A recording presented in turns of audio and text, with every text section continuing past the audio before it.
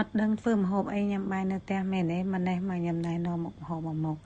គឺផ្លូវមាន់ទឹកស៊ីអ៊ីវបែបចិន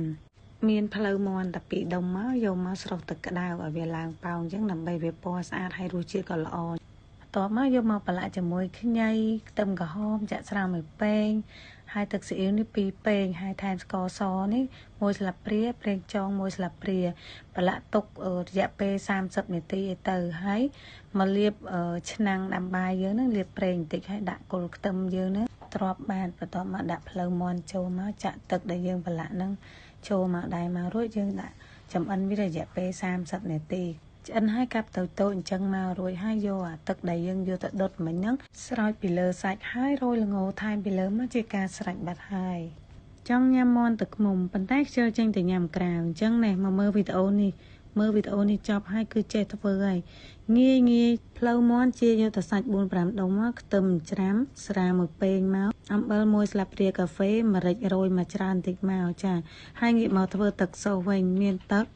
ស្រាមួយពែងទឹកស៊ីអ៊ីវមួយពែង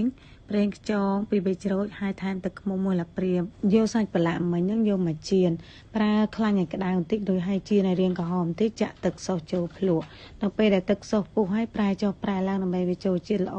បន្ទាប់មករោយល្ង80គ្រាប់មកហើយជាការស្រេចអស់ពីមេនូសាច់មាន់ចូលមេនូសាច់ជ្រូកម្ដងចា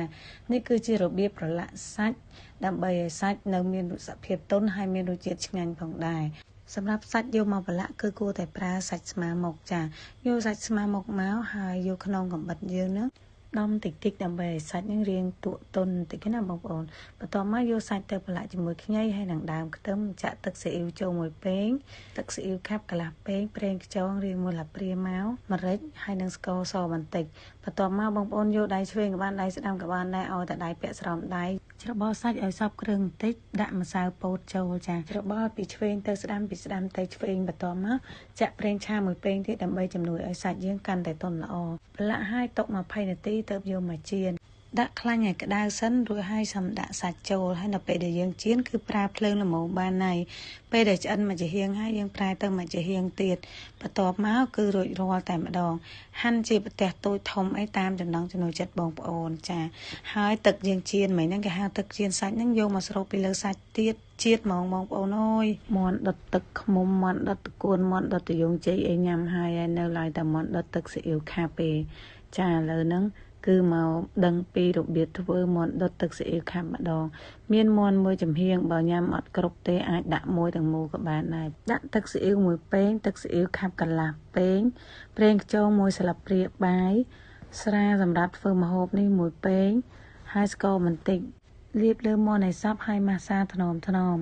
ទុកមួយឡែកហើយងាកមកបុកម្រេចវិញម្រេចបុកបាច់ម៉ត់ពេកទេចាហើយដាក់ខ្លាញ់ឲ្យក្តៅបំពងខ្ញីហ្នឹងគឺចិត្តជាបន្ទះអញ្ចឹងបំពងវាហើយយកមាន់ដែលយើងបានប្រឡាក់ហ្នឹងយកមកពវល់ចុះពវល់ឡើងនៅក្នុងខ្ទះហ្នឹងណាម្រេចដែលបានបុកមិញហ្នឹងគឺយកមករោយនៅជាមួយនឹងមាន់ដែរហើយចាក់ទឹកសូសដែលយើងបានប្រឡាក់ជាមួយហ្នឹងដាក់ចូលមកហើយគ្របចំអិនមើលថាឆ្អិនមួយចំហៀងហើយប្រែមួយចំហៀងទៀតដាក់ចំអិនបន្តអញ្ចឹងណាបងប្អូន